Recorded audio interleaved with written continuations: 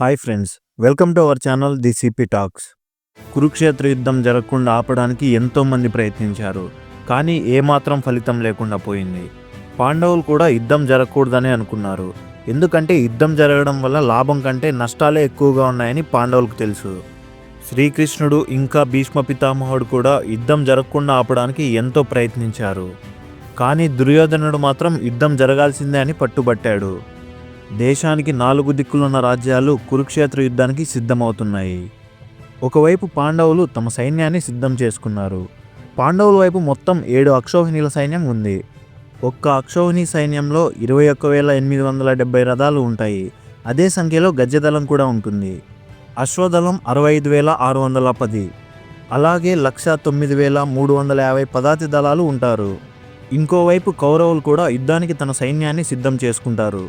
కౌరవుల వైపు మొత్తం 11 అక్షౌహిణీల సైన్యం ఉంటుంది. కురుక్షేత్ర యుద్ధానికి కొన్ని నియమాలు కూడా పెట్టుకున్నారు. సూర్యోదయం అవ్వగానే యుద్ధం ప్రారంభమవుతుంది. మళ్ళీ సూర్యాస్తమయం అయ్యేలోపు యుద్ధం ముగుస్తుంది.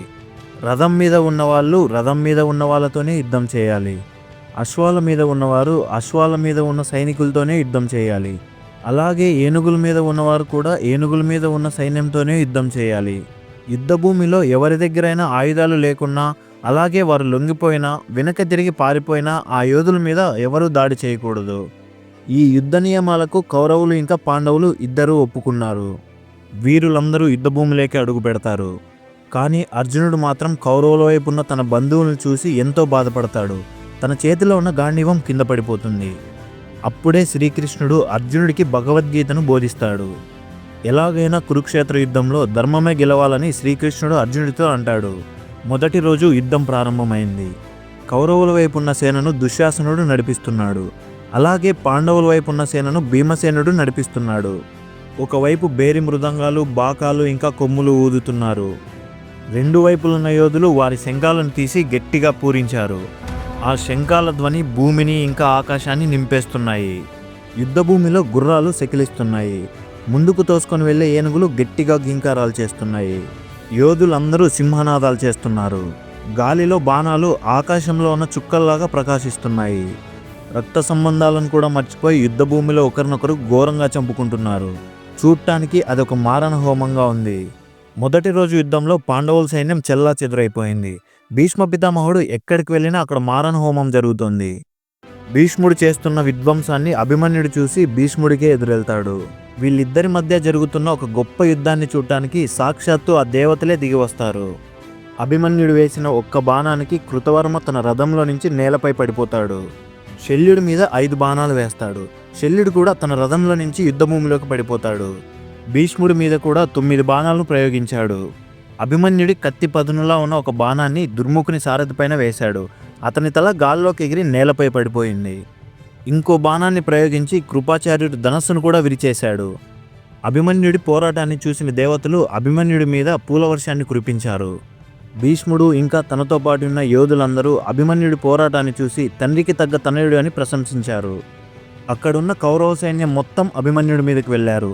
కానీ అభిమన్యుడు ఒక్కడే వారందరినీ ఎదుర్కొన్నాడు. భీష్ముడు అభిమన్యుడి మీద అగ్నిబాణాలను కురిపిస్తున్నాడు. అభిమన్యుడు తిరిగి తన బాణాలతో భీష్ముడు వదిలిన బాణాలని ధ్వంసం చేస్తున్నాడు. బాగా గురిపెట్టి అభిమన్యుడు ఒక బాణాన్ని భీష్ముడి వైపు వదిలాడు. అది భీష్ముడి తాళధ్వజాన్ని పడగొట్టింది. ఇదంతా పక్కనే ఉండి చూస్తున్న భీముడు ఆనందంతో గట్టిగా అరిచాడు.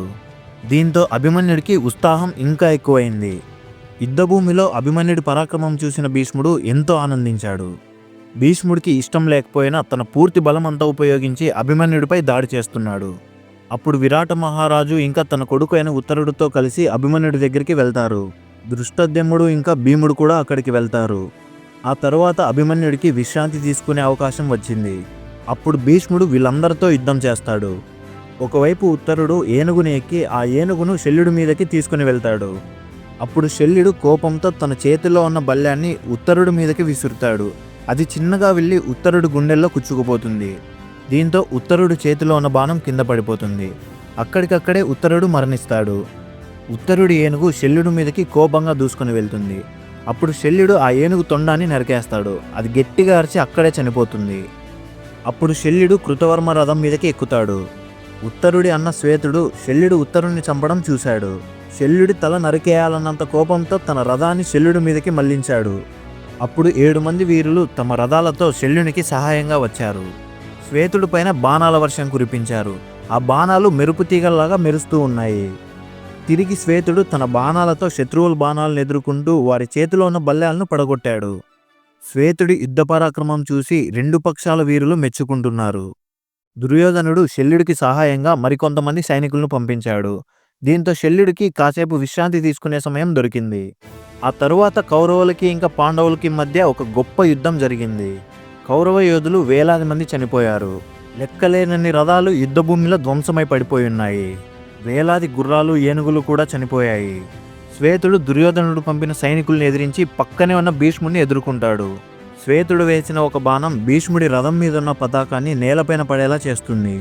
దీంతో భీష్ముడు శ్వేతుడి రథాన్ని ధ్వంసం చేసి ఆ సారథిని చంపేస్తాడు.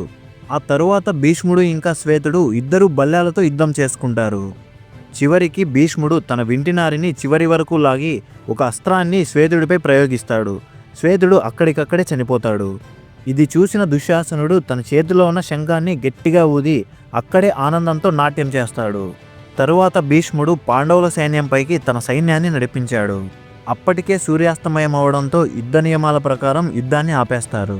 మొదటి రోజు యుద్ధంలో పాండవ సేన చాలా నష్టపోయింది. దుర్యోధనుడు పట్టరాని ఆనందంతో ఇలాగే యుద్ధం చేస్తే 3 రోజుల్లో పాండవులను ఓడించచ్చని అనుకుంటూ ఉంటాడు. ఒకవైపు ధర్మరాజు భయపడతాడు. పాండవ సోదరులందరూ శ్రీకృష్ణుడి దగ్గరికి వెళ్తారు. అప్పుడు శ్రీకృష్ణుడు భయపడుతున్న ధర్మరాజును చూసి ఇలా అంటాడు: భగవంతుడు నీకు శూరులు, వీరులైన తమ్ములనిచ్చాడు. నువ్వెందుకు భయపడుతున్నావు?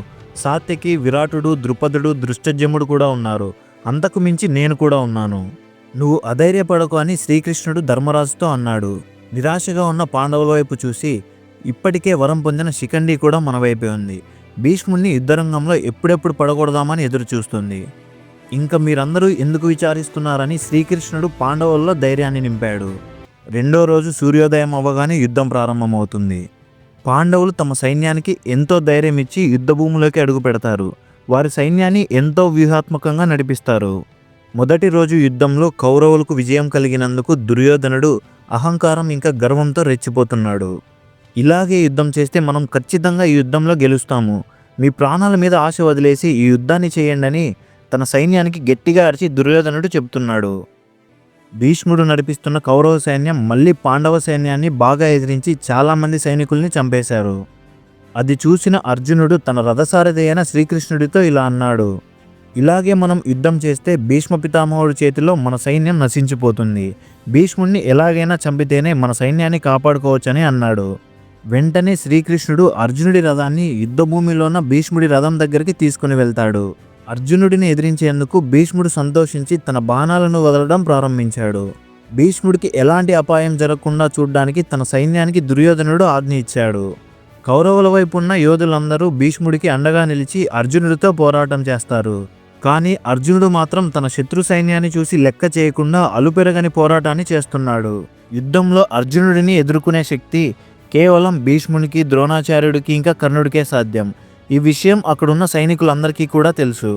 భీష్ముడికి సహాయంగా ఉన్న ప్రతి సైనికుడిని అర్జునుడు తన బాణాలతో మారణ హోమాన్ని చేస్తున్నాడు. ఆ సమయంలో అర్జునుడు తన గాంధీవంతో చేస్తున్న పోరాటాన్ని చూసి కౌరవ సైన్యంలో భయం పుడుతుంది. అర్జునుడు ఉన్న రథం మీద హనుమంతుని పతాకం ఎగురుతోంది. రథానికి 2 వైపులా మెరుస్తూ ఉంది. అర్జునుడి రథం వెళ్లే వేగానికి అది కరెంటు తీగలాగా మెరుస్తోంది. శత్రు సైన్యాన్ని చీల్చుకుంటూ యుద్ధంలో అర్జునుడి రథం దూసుకొని పోతుంది. ఇది అర్జునుడి రథం అని గుర్తించేలోపే శత్రువులపైకి దూసుకొని పోయేది. యుద్ధభూమిలో అర్జునుడు చేస్తున్న భయంకరమైన యుద్ధాన్ని దుర్యోధనుడు చూసి మూర్ఛపోతాడు. అప్పుడు దుర్యోధనుడు భీష్మునితో, మీరు ఇంకా ద్రోణాచార్యుడు బ్రతికుండగానే కృష్ణార్జునులు ఇద్దరు మన సైన్యాన్ని కబలించేస్తారు. నా మీద నిజంగానే విశ్వాసం ఉంటే పాండవుల మీదున్న ప్రేమను పక్కన పెట్టి నా కోసం యుద్ధం చేయండి అని అన్నాడు. మీరు అర్జునుడిని తొందరగా చంపకపోతే నన్ను మీరు మోసం చేసినట్టే అని భీష్మునితో అన్నాడు. దుర్యోధనుడు అన్న మాటలు భీష్మునికి కోపాన్ని తెప్పించాయి. అప్పుడు భీష్ముడికి ఇంకా అర్జునుడికి మధ్య ఒక గొప్ప యుద్ధం జరిగింది. దేవతలు వీళ్ళిద్దరి పోరాటాన్ని ఆకాశం నుంచి చూస్తున్నారు. ఎందుకంటే భూమి మీద వీళ్ళిద్దరూ ఒక గొప్ప పరాక్రమవంతులు. వీళ్ళిద్దరూ లెక్కలేనన్ని బాణాలను ఒకరి మీదకి ఒకరు వదులుకుంటున్నారు. భీష్ముడు వదులుతున్న అస్త్రాలను అర్జునుడు తిరిగి తన అస్త్రాలతో ధ్వంసం చేస్తున్నాడు. భీష్ముడు వేసిన ఒక బాణం శ్రీకృష్ణుడి వక్షస్థలానికి తగులుతుంది. తన ప్రేమ పాత్రుడైన రథసారథికి బాణం తగలడంతో అర్జునుడు పట్టరాని కోపంతో ఒక బాణాన్ని గురిపెట్టి భీష్ముడికి సంధించాడు. వీళ్ళిద్దరి మధ్య యుద్ధం హోరాహోరీగా చాలాసేపు జరిగింది. మరోవైపు యుద్ధభూమిలో ద్రోణాచార్యుడికి ఇంకా తన శత్రువైన ధృష్టద్యుమ్నునికి మధ్య ఒక గొప్ప యుద్ధం జరుగుతోంది. ద్రోణాచార్యుడు చేస్తున్న పరాక్రమమైన యుద్ధానికి ధృష్టద్యుమ్నునికి గాయాలు కూడా అయ్యాయి. కానీ ద్రోణుడి పైన వీరత్వంతో పోరాటం చేస్తూనే ఉన్నాడు. ధృష్టద్యుమ్నుడు వేస్తున్న బాణాలను ఇంకా గదలను ద్రోణుడు తన బాణాలతో ధ్వంసం చేస్తున్నాడు. వీళ్ళిద్దరి మధ్య జరుగుతున్న పోరాటంలో ధృష్టద్యుమ్నుడే ఎక్కువగా బాణాలను కోల్పోయాడు. ద్రోణుడు వేసిన ఒక బాణం వల్ల ధృష్టద్యుమ్నుని రథసారథి చనిపోయాడు. అప్పుడు ధృష్టద్యుమ్నుడు రథాన్ని దిగి ఒక గదను తీసుకొని ద్రోణుడిపైకి యుద్ధం చేయడానికి వెళ్తాడు. కానీ ద్రోణాచార్యుడిని ఎదిరించలేకపోతాడు. ధృష్టద్యుమ్నుడు పడుతున్న అవస్థను చూసి భీముడు ద్రోణుడి పైన బాణాల వర్షం కురిపిస్తాడు. ఆ తరువాత భీముడు తన రథం మీదకి ధృష్టద్యుమ్నుని ఎక్కించుకుంటాడు. భీముణ్ణి చూసిన దుర్యోధనుడు తన పైకి కళింగ సేనని పంపిస్తాడు. భీముడి పైకి వచ్చిన కళింగ యోధులను మృత్యువే శత్రువుల మధ్య ఉన్నట్టు భీముడు శత్రువులను చీల్చి చెండాడుతున్నాడు. ఇదంతా చూసిన భీష్ముడు ద్రోణాచార్యుడికి సహాయంగా మరికొంతమంది సైనికుల్ని పంపిస్తాడు. సాత్యకి ఇంకా అభిమన్యుడు భీముడికి సహాయంగా వస్తారు. సాత్యకి వేసిన ఒక బాణం వల్ల భీష్ముడి రథసారథుడికి తగిలి అక్కడికక్కడే కుప్పకూలిపోతాడు. రథసారథి లేకపోవడంతో గుర్రాలు రథాన్ని ఇష్టం వచ్చినట్టు యుద్ధభూమిలో తిప్పుతున్నాయి. ఆ గుర్రాలు భీష్ముడి రథాన్ని యుద్ధభూమి నుంచి బయటకు తీసుకొని వెళ్ళిపోతాయి. భీష్ముడి రథం యుద్ధభూమి నుంచి బయటకు వెళ్ళిపోగానే పాండవ సైన్యం ఎంతో సంతోషించింది. ఆ సమయంలో పాండవులు కౌరవుల మీద ఒక గొప్ప యుద్ధాన్ని చేశారు. రెండవ రోజు యుద్ధంలో కౌరవ సైన్యం ఎక్కువగానే నష్టపోయింది. ఇదంతా అర్జునుడి పరాక్రమం వల్లనే జరిగింది.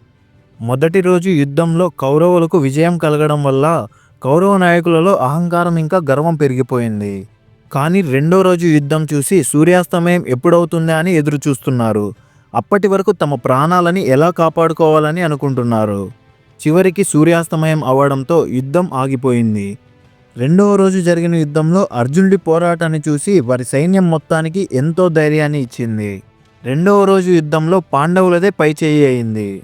మూడవ రోజు కురుక్షేత్ర యుద్ధంలో ఎలాగైనా కౌరవులకే విజయం కలగాలని అధైర్యంగా ఉన్న కౌరవ సేనకు భీష్ముడు తన మాటలతో ఎంతో ధైర్యాన్ని ఇచ్చాడు. తన సేనని ఒక గరుడు వ్యూహంలో ఏర్పాటు చేసుకుని యుద్ధభూమిలోకి అడుగుపెట్టారు. దుర్యోధనుడు కూడా ఆ గరుడు వ్యూహం వెనకనే తన సైన్యంతో వస్తున్నాడు. ఒకవైపు పాండవులు కూడా తమ సైన్యాలను చక్కటి నైపుణ్యంలో ఏర్పాటు చేసుకున్నారు. అర్జునుడు ఇంకా ధృష్టద్యుమ్నుడు శత్రు సైన్య గరుడు వ్యూహాన్ని ఛేదించడానికి వీలుగా తమ సైన్యాన్ని కూడా ఒక అర్ధచంద్రాకారపు వ్యూహంగా ఏర్పాటు చేశారు. ఆ వ్యూహాలకు కుడివైపున భీముడు అలాగే ఎడమవైపున అర్జునుడు నిలబడి తమ సైన్యాలను ముందుకు నడిపిస్తున్నారు. యుద్ధం ప్రారంభమైంది. రెండు వైపుల సైనికులు ఒకరినొకరు చంపుకోవడం మొదలుపెట్టారు. యుద్ధభూమిలో సైనికుల రక్తం ఒక ఏరులా ప్రవహిస్తోంది. రథాలు, గుర్రాలు ఇంకా ఏనుగులు యుద్ధభూమిలో పరిగెత్తడం వల్ల వాటి నుంచి లేచిన దుమ్ము ధూళి సూర్యుని కూడా కప్పేశాయి. అర్జునుడు వేసిన వ్యూహం వల్ల కౌరవ సైన్యం పాండవ సైనికుల్ని ఎదిరించలేకపోయింది. కౌరవ సైనికులు వారి దగ్గరున్న బల్లేలను, ఈటెలను ఇంకా ఆయుధాలను ఒక్కసారిగా అర్జునుడి మీదకి విసిరేశారు. ఒక మిడతల దండు ఎలా అయితే పొలం మీద పడతాయో అలాగే కౌరవులు వేసిన ఆయుధాలు కూడా అర్జునుడి రథాన్ని కప్పేశాయి. అప్పుడు అర్జునుడు శత్రువుల ఆయుధాలు పడకుండా తన బాణాలతో రథానికి అన్ని వైపులా ఒక కోట గోడలాగా నిర్మించాడు. ఒకవైపు యుద్ధంలో శకుని తన సైన్యంతో సాత్యకి ఇంకా అభిమన్యుని ఎదుర్కొంటున్నాడు. శకుని తన బాణాలతో సాత్యకి ఉన్న రథాన్ని ధ్వంసం చేశాడు. అప్పుడు సాత్యకి పక్కనే ఉన్న అభిమన్యుడి రథం మీదకి ఎక్కి ఇద్దరూ కలిసి శకుని సైన్యంతో పోరాడతారు. ఇంకోవైపు భీష్ముడు యుధిష్ఠిరుని సైన్యంతో యుద్ధం చేస్తున్నాడు. నకులుడు ఇంకా సహదేవుడు ద్రోణాచార్యుడికి ఎదురుగా నిలబడి యుద్ధం చేస్తున్నారు. అలాగే భీముడు ఇంకా అతని కొడుకైన ఘటోత్కచుడు దుర్యోధనుడి సైన్యంతో యుద్ధం చేస్తున్నారు. ఆ రోజు జరిగిన యుద్ధంలో ఘటోత్కచుడు భీముడి కంటే ఎక్కువ ప్రతాపంతో దుర్యోధనుడి సైన్యాన్ని చంపేశాడు. భీముడు వేస్తున్న బాణాలలో ఒక బాణం దుర్యోధనుడికి తగిలి ఆ రథంలోనే మూర్ఛపోతాడు. అక్కడే ఉంటే భీముడు ఖచ్చితంగా దుర్యోధనుడిని చంపేస్తాడని తెలిసి దుర్యోధనుడి రథసారథి అక్కడి నుంచి వేగంగా తన రథాన్ని తీసుకొని వెనక్కి వెళ్ళిపోతాడు. దుర్యోధనుడు పారిపోవడంతో కౌరవ సైన్యంలో భయం మొదలైంది. ఆ సమయంలో భీముడు కౌరవ సైన్యాన్ని చాలా వరకు నష్టపరిచాడు. భయంతో కౌరవ సైనికులు అక్కడి నుంచి పారిపోతున్నారు. భీష్ముడు ఇంకా ద్రోణాచార్యుడు కౌరవ సైన్యం పారిపోవడం చూసి వెంటనే అక్కడికి వెళ్ళి సైనికులకి వారి మాటలతో ఎంతో ధైర్యాన్ని ఇస్తారు. ఈలోపు దుర్యోధనుడు కూడా భయం నుంచి తేలుకొని తన సైన్యాన్ని ముందుకు నడపడం మొదలు పెడతాడు. ఆ తరువాత దుర్యోధనుడు భీష్ముడి దగ్గరికి వెళ్ళి ఇలా అన్నాడు, మన సైన్యమంతా ఇలా చెదిరిపోయి అవమానంగా పారిపోవడాన్ని చూస్తూ మీరు ఎలా నిలబడి ఉన్నారు? మీరు పాండవుల మీద దయ చూపిస్తున్నట్టు నాకు అనిపిస్తోంది. పాండవుల మీద మీకున్న ప్రేమ వల్ల వారిని ఎదిరించలేకపోతున్నానని నాకు ముందే చెప్పవలసింది. అసలు వాళ్ళందరూ నీకు సమానులే కారు. నీకు ఇష్టం లేని వీరులను చాలా సులువుగా ఎదిరిస్తున్నారు. ఇప్పటికైనా మీరు ఇంకా ద్రోణాచార్యుడు మీ హృదయాన్ని విప్పి నాకు చెప్పండి అని ఎంతో చిరాకుతో భీష్ముడిని అవమానించాడు. ఆ మాటలకి భీష్ముడు నవ్వుతూ, నేను యుద్ధం జరగకుండా ఆపడానికి ఎంతో ప్రయత్నించాను, కానీ నా మాట వినకుండా నువ్వే యుద్ధం చేయాలని నిర్ణయించుకున్నావు. అయినా నేను అన్యాయం చేయకుండా యుద్ధంలో నా శక్తి కొద్దీ పోరాడుతున్నాను. నేను ముసలివాడినైనప్పటికీ నా శక్తి కొద్దీ నేను యుద్ధం చేస్తున్నాను. ఇంతకన్నా ఎక్కువ యుద్ధం చేయడానికి నాకు సాధ్యం కాదని దుర్యోధనుడితో అన్నాడు. ఆ రోజు మధ్యాహ్నం కాకముందే పాండవులకు యుద్ధంలో విజయం కలిగింది. కానీ భీష్ముడు మాత్రం చెదిరిపోయిన తన సేనని మళ్ళీ కూడగట్టి యుద్ధం చేస్తారని పాండవులు అస్సలు అనుకోలేదు. దుర్యోధనుడు అన్న కఠినమైన మాటలతో భీష్ముడు ఉత్తేజితుడై అందరినీ చంపే ప్రళయాగ్నిలా విరుచుకుపడుతున్నాడు. భీష్ముడు తన సైన్యంతో ఇప్పటి వరకు జరగని విధంగా పాండవుల సైన్యం మీద విజృంభించాడు. భీష్ముడు చేస్తున్న భయంకరమైన పోరాటాన్ని చూసి పాండవ సైనికులు వెనక్కి తిరిగి పారిపోతున్నారు. అతన్ని ఎదుర్కోబోయిన సైనికులందరూ పురుగుల్లాగా చనిపోతున్నారు. ఒక్కసారిగా పాండవ సైన్యం మొత్తం చెల్లాచెదరైంది. శ్రీకృష్ణుడు, అర్జునుడు ఇంకా శిఖండి వారి సైన్యానికి ధైర్యం కలిగించాలని ఎంతో ప్రయత్నం చేశారు. కానీ అది ఏమాత్రం ఫలితం లేకుండా పోయింది.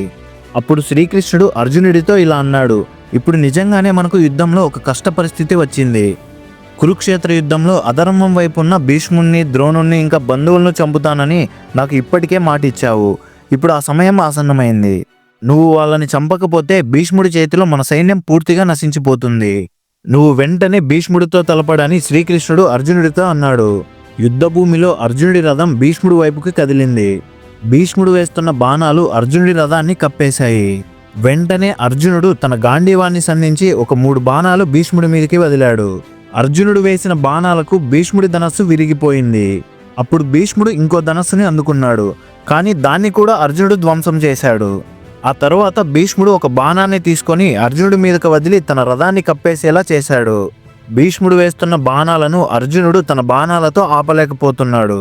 ఇది చూసిన శ్రీకృష్ణుడు, అర్జునుడు ఇలాగే యుద్ధం చేస్తే ఇప్పటికే అధైర్యంగా ఉన్న తన సైన్యం పూర్తిగా నశించి పాండవులకు అపజయం కలిగి యుద్ధమే అంతమవుతుందేమో అని అనుకున్నాడు. శ్రీకృష్ణుడు తన రథాన్ని ఎంతో చాతుర్యంగా నడిపినా అర్జునుడు మాత్రం భీష్ముడి బాణాలను ఎదుర్కోలేకపోతున్నాడు. భీష్ముడు వేసిన ఒక బాణం అర్జునుడికి తగిలి గాయపడతాడు. అది చూసిన శ్రీకృష్ణుడు భీష్ముడిని చంపేయాలన్న కోపంతో తన అశ్వపగ్గాలను వదిలి రథం మీద నుంచి కిందకి దూకుతాడు. పక్కనే ఉన్న ఒక రథచక్రాన్ని తీసుకొని భీష్ముడి వైపు శ్రీకృష్ణుడు పరిగెత్తుకుంటూ వెళ్తాడు. అది చూసిన భీష్ముడు ఏమాత్రం చలించలేదు. పైగా భీష్ముడి మొహం ఆనందంతో వెలిగిపోతుంది. అప్పుడు భీష్ముడు శ్రీకృష్ణుని వైపు చూసి ఇలా అంటున్నాడు, ఓ మాధవ, నువ్వు నా కోసం రథం దిగి వస్తున్నావా? ఇదిగో నా ప్రాణాన్ని తీసుకో. నేను నీ చేతిలో చనిపోతే ముల్లోకాల్లోనూ కీర్తివంతునవుతాను. నీ చేతిలో నా ప్రాణాన్ని హరించి నాకు మోక్షం కలిగించు అని భీష్ముడు శ్రీకృష్ణుని ఆహ్వానిస్తున్నాడు. వెంటనే అర్జునుడు తన రథం దిగి శ్రీకృష్ణుడు వెనకల పరిగెత్తాడు. అతి కష్టం మీద అర్జునుడు శ్రీకృష్ణుడి దగ్గరకు వెళ్ళి తిరిగి రథంలోకి రమ్మని బ్రతిమలాడతాడు. శ్రీకృష్ణుడిని ఎలాగైనా వెనక్కి రప్పించగలిగాడు. శ్రీకృష్ణుడు తిరిగి మళ్ళీ తన రథం పగ్గాలు అందుకున్నాడు. అప్పుడు అర్జునుడు చేసిన భయంకరమైన యుద్ధానికి 1000 మంది కౌరవ యోధులు చనిపోయారు. 3వ రోజు యుద్ధంలో మధ్యాహ్నం అవగానే కౌరవులు చాలా నష్టపోయారు. సూర్యాస్తమయం అవ్వకముందే కౌరవులు యుద్ధం నుంచి తమ గుడారాలకు తిరిగి వెళ్ళిపోయారు. కొంతమంది కౌరవ సైనికులు ఇలా అనుకుంటున్నారు, అర్జునుడికి అసలు సమానులు ఎవరూ లేరు, ఖచ్చితంగా ఈ యుద్ధంలో పాండవులే గెలుస్తారని అనుకుంటున్నారు. 3వ రోజు యుద్ధంలో అర్జునుడు ఎంతో పరాక్రమవంతంగా యుద్ధం చేశాడు. 4వ రోజు సూర్యోదయం అవ్వగానే యుద్ధంలో భీష్ముడు తన సేనలను మళ్ళీ వ్యూహాత్మకంగా నడిపిస్తున్నాడు. ఆ రోజు యుద్ధంలో ద్రోణాచార్యుడు, దుర్యోధనుడు ఇంకా ఇతర వీరుల మధ్య ఉన్న భీష్ముడు దేవతల మధ్య ఉన్న ఇంద్రుడిలా ప్రకాశిస్తున్నాడు. రథాలు, గుర్రాలు, ఏనుగులతో యుద్ధానికి సిద్ధమై ఉన్నాడు. భీష్ముడు తన సైన్యంతో పిడుగుల వర్షం కురిపించేలాగా కనిపిస్తున్నాడు. ఒకవైపు అర్జునుడు కూడా తన రథం నుంచి శత్రుసేన కలయికలను చూస్తున్నాడు. 4వ రోజు యుద్ధంలో అర్జునుడు కూడా తన సైన్యాన్ని ఒక చక్కటి రీతిలో ఏర్పాటు చేశాడు. కొద్దిసేపటి తర్వాత యుద్ధాన్ని మొదలుపెట్టారు. అశ్వత్థామ, భూరిశ్రవణుడు, శల్యుడు, చిత్రసేనుడు ఇంకా చేలుడు కుమారుడు వీరి 5గురు కలిసి అభిమన్యుణ్ణి ముట్టడించారు. 5 ఏనుగులను ఎదుర్కొనే ఒక పెద్ద సింహంలాగా అభిమన్యుడు ఒక్కడే వారితో పోరాడుతున్నాడు. అది చూసిన అర్జునుడు వెంటనే అభిమన్యుని దగ్గరికి వెళ్తాడు. మరోవైపు భీష్మ పితామహుడు తన శక్తినంతా ఉపయోగించి పాండవ యోధులను తన బాణాలతో చంపడం ప్రారంభించాడు. భీష్ముడు చేస్తున్న మారణ హోమాన్ని చూసిన అర్జునుడు ఎలాగైనా తన సైన్యాన్ని రక్షించుకోవడానికి తన రథాన్ని భీష్ముడి రథం దగ్గరికి తీసుకెళ్లమని శ్రీకృష్ణుడితో అన్నాడు. అర్జునుడిని చూసి కృపాచార్యుడు, శల్యుడు, దుర్యోధనుడు ఇంకా భూరిశ్రవణుడు ఎలాగైనా తమ సైన్యాధ్యక్షుడైన భీష్ముని రక్షించుకోవడానికి పరుగులు పెడతారు. అర్జునుడు తన వైపుకు దూసుకొస్తున్న కౌరవ యోధుల్ని ఇంకా మహారథుల్ని తన గాంధీవంతో ఎదుర్కొంటున్నాడు. కౌరవ సైనికులు వారి బాణాలను అర్జునుడి మీదకి వదిలేలోపే అర్జునుడు తన గాంధీవం నుంచి వదిలిన బాణాలు కౌరవ సైనికుల గుండెల్లో దిగిపోతున్నాయి. అర్జునుడు భీష్ముడితో యుద్ధం చేస్తుండగా ద్రోణాచార్యుడు తన సైన్యంతో భీష్ముడికి రక్షణగా వెళ్తాడు. అలాగే అర్జునుడి కుమారులైన అభిమన్యుడు ఇంకా శృతకర్మ అర్జునుడికి సహాయంగా వెళ్తారు. అర్జునుడు చేస్తున్న ఒక గొప్ప యుద్ధానికి ద్రోణాచార్యుడు ఇంకా భీష్ముడు ఇద్దరూ తట్టుకోలేకపోతారు. అలాగే అభిమన్యుడు 5గురు మహారథులైన అశ్వత్థామను, చిత్రసేనుని, అలాగే భూరిశ్రవణుని, శల్యుణ్ణి ఇంకా చేలుడు కుమారుడితో యుద్ధం చేస్తున్నాడు. అభిమన్యుడు ఎంతో ధైర్యం ఇంకా శక్తితో తన దగ్గరున్న ఆయుధాలతో ఆ 5గురు మహారథుల్ని ఎదిరించాడు. అలాగే వారి సైన్యాన్ని కూడా చాలా వరకు నష్టపరిచాడు. మరోవైపు శృతకర్మ ఎంతో శక్తివంతమైన కృపాచార్యుడితో ఇంకా దుర్యోధనుడితో పోరాటం చేస్తున్నాడు. తన కుమారుల పరాక్రమాన్ని చూసి అర్జునుడు ఆనందంతో నిండిపోయాడు. భీష్ముడు ఇంకా అర్జునుడు వారి దగ్గరున్న పదునైన బాణాలను ఒకరి మీదకి ఒకరు వదులుకుంటున్నారు. ఆ బాణాలు 2 వైపులున్న సైనికులకు తగిలి చనిపోతున్నారు.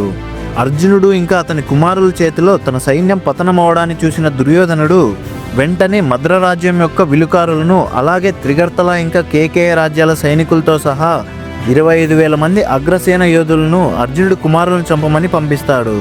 శత్రువుల సైన్యం అర్జునుడి మీదకి ఇంకా అతని కుమారుల వైపు రావడాన్ని చూసి పాండవ సైన్యాధ్యక్షుడైన ధృష్టద్యుమ్నుడు తన సైన్యంతో అక్కడికి వెళ్తాడు. అప్పుడు పాండవ సైనికులకి ఇంకా కౌరవ సైనికులకి మధ్య చాలాసేపు యుద్ధం జరిగింది. ఎంతో మంది యోధులు చనిపోతున్నారు. సైనికులు వారి దగ్గర ఉన్న ఆయుధాలతో ఒకరినొకరు ఘోరంగా చంపుకుంటున్నారు. వారి రక్తం యుద్ధభూమిలో ఒక ఏరులాగా ప్రవహిస్తోంది. అర్జునుడి కుమారులను రక్షించడానికి ముందుకు వెళ్తున్న ధృష్టద్యుమ్నుడు పర్వతరాజు కుమారుడైన దమనుని చంపేశాడు. తన పదునైన బాణాలతో కృతవర్మ బంధువైన జగముడిని, అలాగే మద్ర రాజ్యంలో 10 మంది ముఖ్యమైన సేనాధిపతులను కూడా చంపేశాడు. శల్యుడి కుమారుని రథసారథిని చంపి ధృష్టద్యుమ్నుడు తన రథాన్ని ధ్వంసం చేశాడు. కోపంతో శల్యుడి కుమారుడు ధ్వంసమైపోయిన తన రథం మీద నుంచి కిందకి దిగి తన దగ్గరున్న కత్తితో ధృష్టద్యుమ్నుడి మీదకి యుద్ధానికి వెళ్తాడు. ధృష్టద్యుమ్నుడు కూడా తన కత్తితో రథం మీద నుంచి దిగి శల్యుడి కుమారుణ్ణి చంపేస్తాడు. శల్యుడి కుమారుడు నేలపై నిర్జీవంగా పడి ఉండడం చూసి యుద్ధభూమిలో ఒక పెద్ద గర్జన వినిపించింది. అది మరెవరో కాదు, శల్యుడు. ధృష్టద్యుమ్నుడు తన కొడుకుని చంపడం చూసిన శల్యుడు కోపంతో ధృష్టద్యుమ్నుడి మీదకి దూసుకొని వెళ్ళాడు. ధృష్టద్యుమ్నుడి మీదకి శల్యుడు తన బాణాల వర్షాన్ని కురిపించాడు. వెంటనే అభిమన్యుడు తన బాణాలతో శల్యుడు వేసిన బాణాలని ధ్వంసం చేశాడు. తరువాత అభిమన్యుడు తన దగ్గర ఉన్న శక్తివంతమైన బాణంతో ఏనుగు మీద వస్తున్న మగధరాజు మీదకు వదిలి చంపేశాడు. మగధరాజు చనిపోవడాన్ని చూసిన దుర్యోధనుడు తన 10 మంది సోదరులతో కలిసి అభిమన్యుడిపైకి దూసుకొని వెళ్ళారు. తరువాత అభిమన్యుడిని చుట్టుముట్టారు. అయినా అభిమన్యుడు అస్సలు భయపడకుండా కౌరవ వీరులతో గంటల తడబడి పోరాడుతున్నాడు. దుర్యోధనుడు ఎలాగైనా అభిమన్యుణ్ణి తన సైన్యం నుంచి వేరు చేసి పట్టుకోవాలని అనుకున్నాడు. అభిమన్యుడు కౌరవ సైన్యంలోకి దూసుకుంటూ వెళ్లడం చూసిన ధృష్టద్యుమ్నుడు ఉప పాండవులు ఇంకా నకులుడు, సహదేవులతో కలిసి తమ దగ్గరున్న శక్తివంతమైన ఆయుధాలతో దుర్యోధనుడి సోదరులపైకి దూసుకొని వెళ్తారు. వీళ్ళందరి మధ్య యుద్ధం కొన్ని గంటల తడబడి భయంకరంగా జరుగుతోంది. అది చూసిన భీముడు వెంటనే తన రథంలో అక్కడికి వెళ్తాడు. దుర్యోధనుడు 10,000 మంది నైపుణ్యం కలిగిన మగధ ఏనుగు యోధులను బలవంతుడైన భీముడితో యుద్ధం చేయమని ఆదేశించాడు. భీముడు తన గదని చేతిలోకి తీసుకొని తన వైపు దూసుకు వస్తున్న ఏనుగు దళంపైకి పరిగెత్తుకుంటూ వెళ్ళాడు.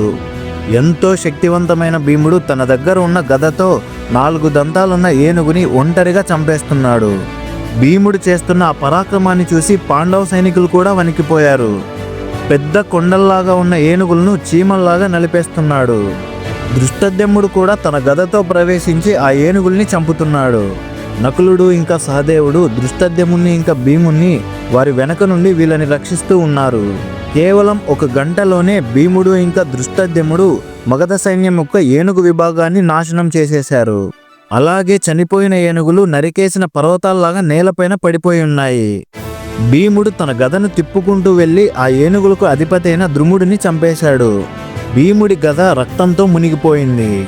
అలాగే భీముడు కూడా తన ఒంటి నిండా రక్తపు మరకలతో తడిసిపోయి ఉన్నాడు. ఆ భయంకరమైన రూపాన్ని చూసిన దుర్యోధనుడి సోదరులు అక్కడి నుంచి భయంతో పారిపోయారు. దుర్యోధనుడు మళ్ళీ తన దగ్గరున్న ఒక పెద్ద సైన్యాన్ని భీముణ్ణి చంపమని పంపించాడు. దృష్టద్యుమ్నుడు, శిఖండి, నకులుడు ఇంకా సహదేవుడు అలాగే అభిమన్యుడు ఇంకా ఉపపాండవులతో కలిసి భీముడు చాలా సులభంగా అతని వద్దకు వస్తున్న యోధులను ఓడిస్తున్నాడు. భీముడి భయంకరమైన రూపం అలాగే కనికరం లేని పోరాటాన్ని చూసి కౌరవ సైనికులు భయంతో పారిపోతున్నారు. ఒకవైపు భూరిశ్రవణుడు కౌరవ సైన్యంతో నిర్దాక్షిణ్యంగా దాడి చేస్తున్న సాత్యకితో యుద్ధం చేశాడు. అలాగే యుద్ధభూమిలో భీష్ముడు అర్జునుడితో ఇంకా అభిమన్యుడితో యుద్ధం చేస్తున్నాడు. మరోవైపు భీముడు తన బాణాలతో దుర్యోధనుడి ధనస్సును విరిచేశాడు. కోపంతో దుర్యోధనుడు ఇంకో ధనస్సును అందుకొని ఒక సూది లాంటి బాణాన్ని భీముడి మీదకి ప్రయోగించాడు. ఆ బాణం భీముడి కవచాన్ని చీల్చుకుంటూ వెళ్ళి గుండెల మధ్యలో కుచ్చుకుంటుంది. తీవ్రంగా గాయపడిన భీముడు స్పృహ తప్పి తన రథంలోనే కూలిపోయాడు. అది చూసిన శల్యుడు ఇంకా దుర్యోధనుడు అతని సోదరులతో కలిసి ఆనందంతో భీముని చంపడానికి పరిగెత్తారు. అది చూసిన అభిమన్యుడు తన దగ్గర ఉన్న శక్తివంతమైన సైన్యంతో వెంటనే అక్కడికి చేరుకుంటాడు. అభిమన్యుడు వేసిన ఒక అస్త్రానికి శల్యుడి రథసారథి తల తెగి నేలపైన పడిపోతుంది. ఆ తరువాత దుర్యోధనునికి ఇంకా అభిమన్యునికి మధ్య ఒక గొప్ప పోరాటం జరిగింది. ఇంతలో భీముడు స్పృహ నుంచి తేలుకొని దుర్యోధనుడి 14 మంది సోదరులను ఎదుర్కొంటున్నాడు. భీముడు తన విల్లుని చేతిలోకి తీసుకొని దుర్యోధనుడి తమ్ముళ్లపైన బాణాల వర్షాన్ని కురిపించాడు. అలాగే 3 బాణాలతో భీముడు జలాసంధుడిని చంపేశాడు. సుషేనుడిని అలాగే ఉగ్రుణ్ణి కూడా భీముడు చంపేశాడు. అలాగే 70 బాణాలతో ఒక దివ్యమైన అస్త్రాన్ని చేసి విరావహును అతని రథసారథుణ్ణి అలాగే గుర్రాలను సంహరించాడు. భయానికి గురైన కౌరవ సైన్యం మధ్యలో భీముడు మరికొంతమంది దుర్యోధనుడి తమ్ములను చంపేశాడు. భీముడి క్రూరమైన పోరాటాన్ని చూసిన దుర్యోధనుడి మిగిలిన తమ్ముళ్ళు అక్కడి నుంచి వారి సైన్యంతో పారిపోయారు. భీముడు పారిపోతున్న కౌరవ యోధులను చంపడం చూసి భాగదత్తుడు మళ్ళీ తన ఏనుగుల యోధులతో భీముడిపైకి దాడికి వచ్చాడు. అప్పుడు అభిమన్యుడు ఏనుగు యోధులను అడ్డుకున్నాడు. తరువాత భీముడు భాగదత్తుని ఎదుర్కొన్నాడు. కానీ భాగదత్తుడు మాత్రం భీముణ్ణి ఏమాత్రం ఎదిరించలేకపోయాడు.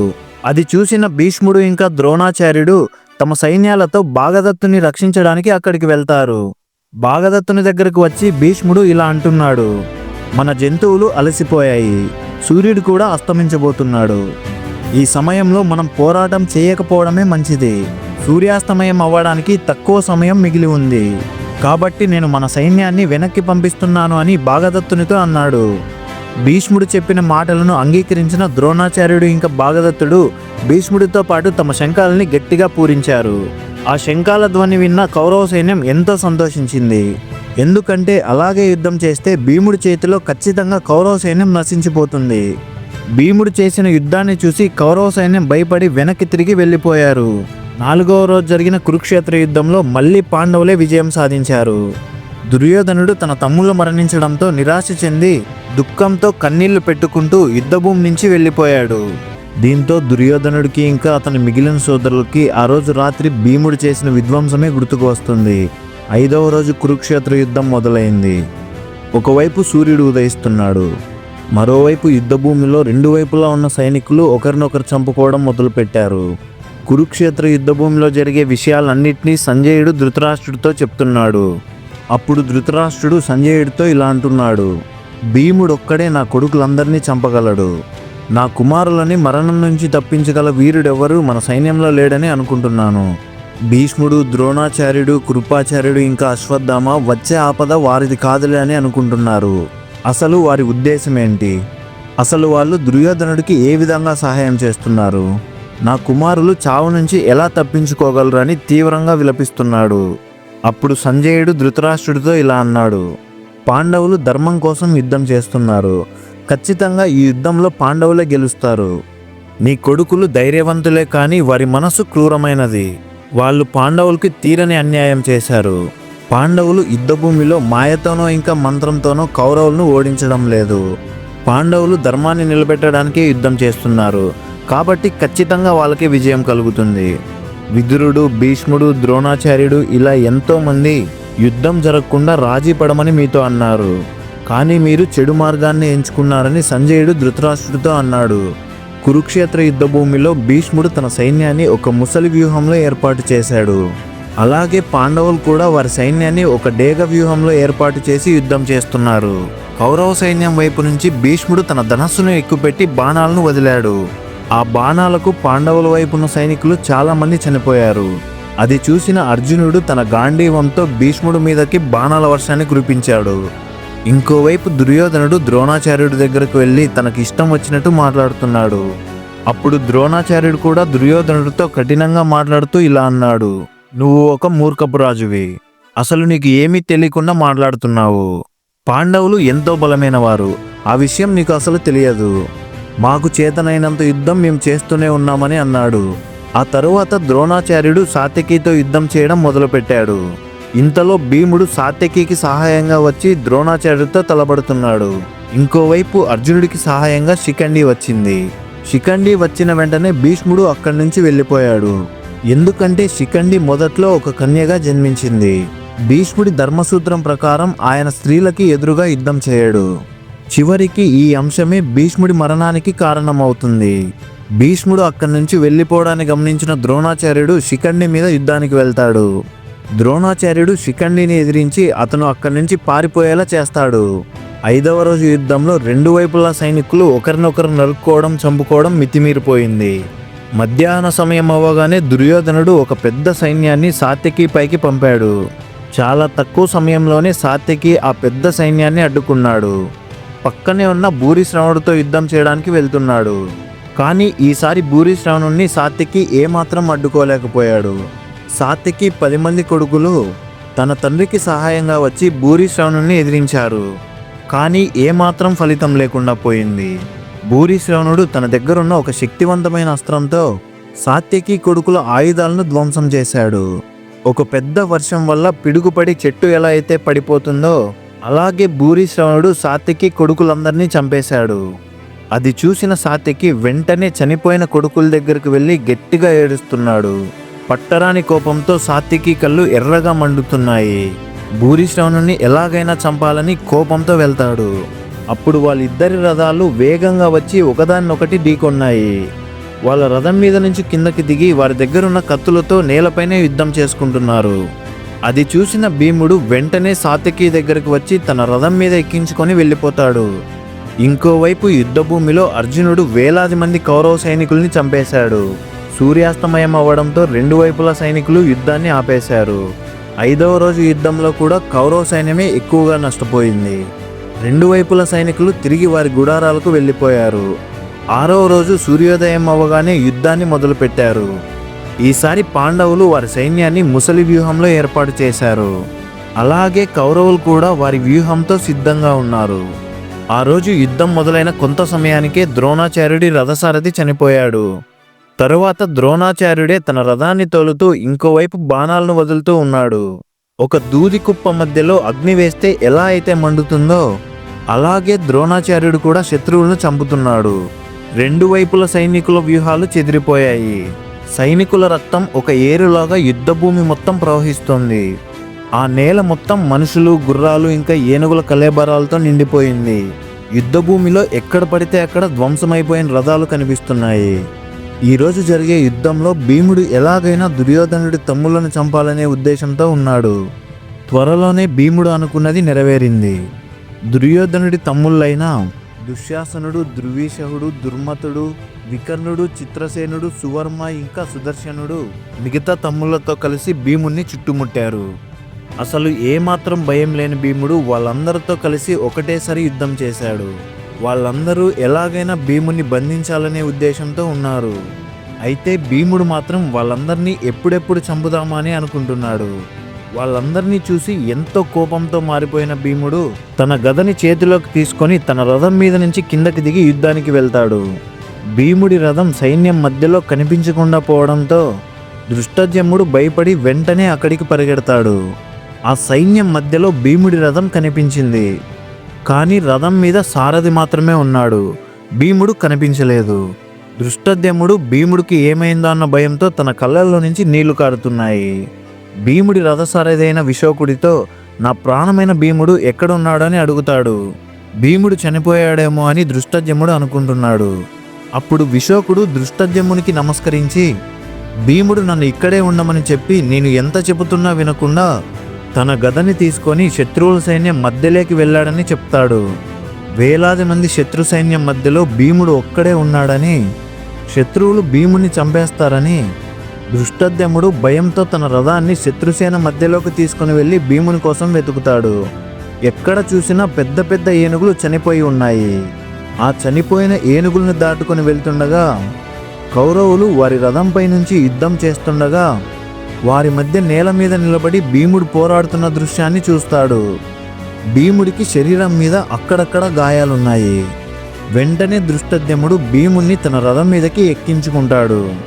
భీముడి శరీరంలోకి దిగబడిన కొన్ని బాణాలను దృష్టద్యుమ్నుడు లాగేస్తాడు. ఆ పరిస్థితిలో దుర్యోధనుడు తన వీరులను భీముడు ఇంకా దృష్టద్యుమ్నుడు పైకి పంపి వాళ్ళు యుద్ధం ప్రారంభించకముందే వాళ్ళను ఎదుర్కోవాలని ఆజ్ఞయిస్తాడు. కౌరవ సైన్యం మొత్తం వాళ్ళిద్దరినీ చుట్టుముట్టింది.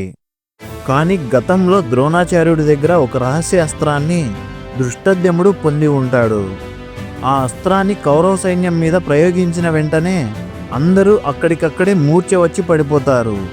అది చూసిన దుర్యోధనుడు దృష్టద్యుమ్నుని అస్త్రాన్ని విరిచేసేందుకు దుర్యోధనుడు తన దగ్గర ఉన్న ఇంకో అస్త్రాన్ని ప్రయోగించాడు.